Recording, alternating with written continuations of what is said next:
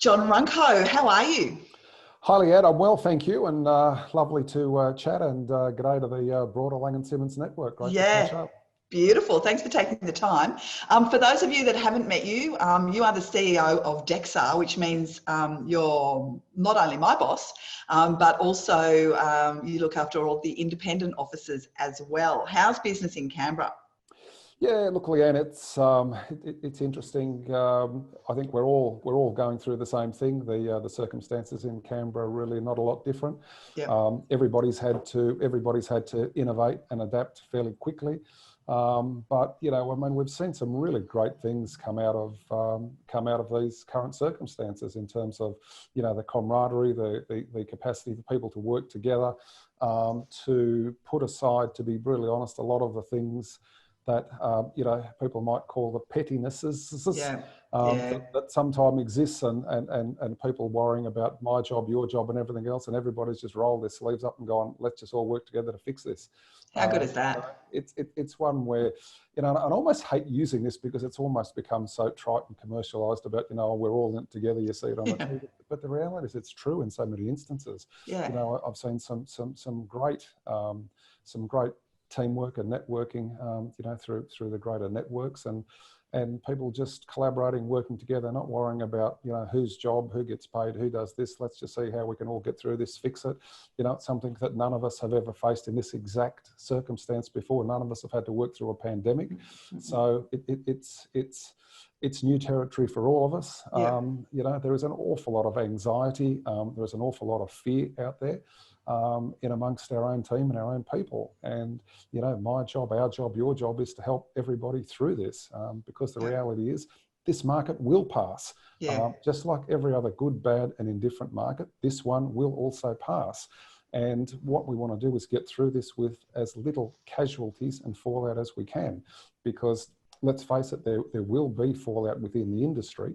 And we want to ensure that we're going to be best placed when we come through the other side to pick up on the bounce back, to be able to go out there and build market share and business back as quickly as we can, and hopefully grow our market share. And you're of the same view as me, I think, that the bounce back potentially could be pretty hard and fast when it happens. Yeah, look, I think it will be. My reading of the tea leaves is that people are all doing what they need to do, but they certainly want life to get back to normal, and I think a lot of people are now, starting to miss some of those things that we've all taken for granted. And so, what, like going out? Gee. Yes, some of those basic things, like being able to go out and have a look at a home and do the opens and things like that. So, look, I think once that happens, it's going to pick up traction fairly quickly. And the really positive thing at the moment is that the narrative coming from, all of the political leadership team is that, they're all talking about when we start loosening our restrictions, not when we might ramp them up even more. So, that's a positive. And whilst that's the case, we're certainly a hell of a lot better off than many others. Oh, I couldn't agree more. So tell me, whereabouts are you in shutdown? I'm currently shut down at home in my little farm on the outskirts of Canberra. I live about half an hour from the office, so I still get into the office probably on average 2 or 3 times a week as I need to, but really only just for things that need to be done. There is a variety of things that I just need to do in person, but the bulk of our admin team and DEXA team in Canberra, probably 90-95% of them are all working from home.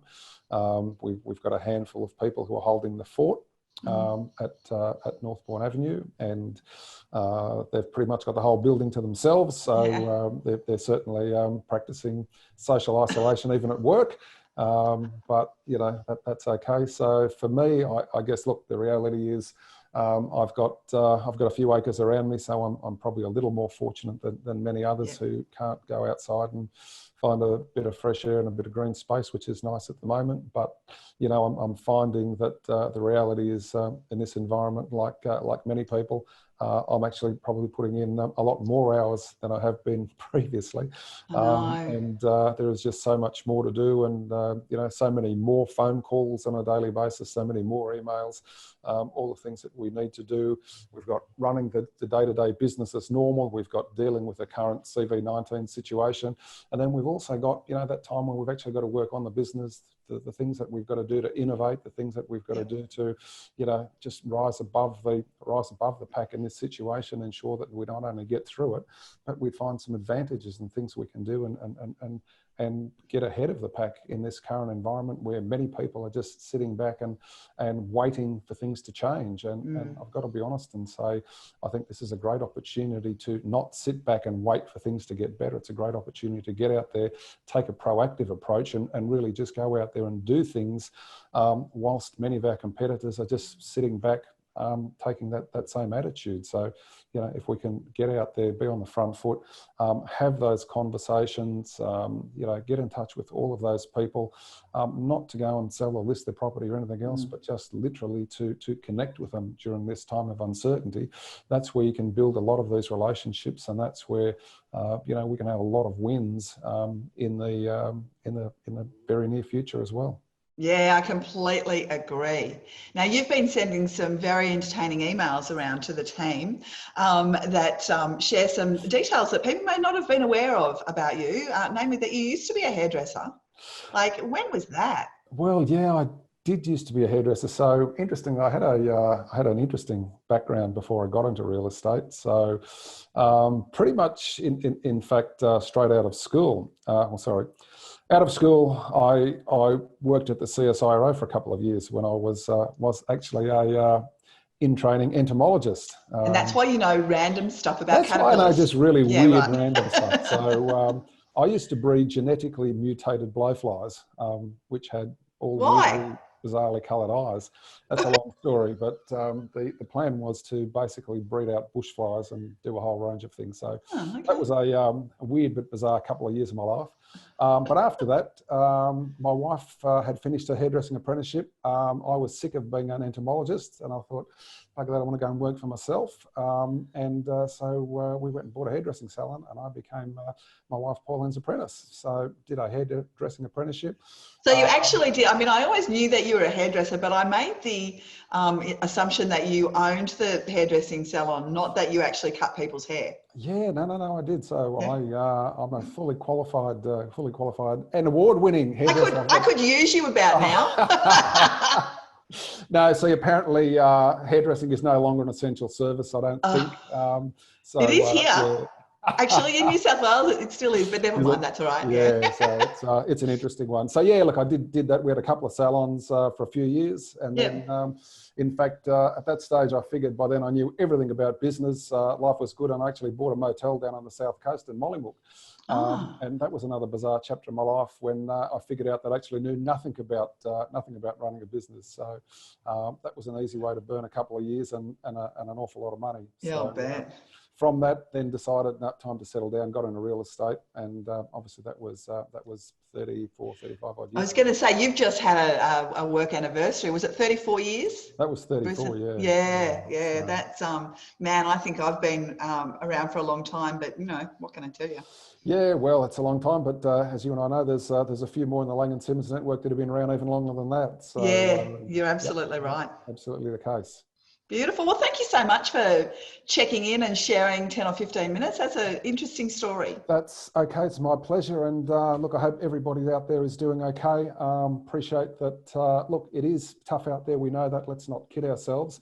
Yeah. But it is an opportunity, you know, when we get through this, and we will get through it, to go out there, build market share, to come out the other side. We will get through it together. And, you know, it's just a bit of hanging tough. It's a bit of hard work. And it's really about just taking the time to think about, you know, I guess the one thing I want to close with is that we can't just think about all the stuff that we used to do a few months ago and just say, let's just keep doing all that now, but just do it harder. That's not going to work. The same stuff that we're doing before is not working in this environment. We've got to have a different strategy for going forward. Everybody's situation's got to be a little bit different. So you've just got to think about, you know, from where we are now, what do we need to do to get through this? How do we need to get through this intact? And how do we need to make sure we come out the other end in as good a shape as we can, ready to take that market bounce back and go out there and grow our business thereafter. Beautiful. Thank you so much. I couldn't agree more. Thank you all very much. All right. Take care and I'll see you soon. Too. Thanks, Bye. Alistair.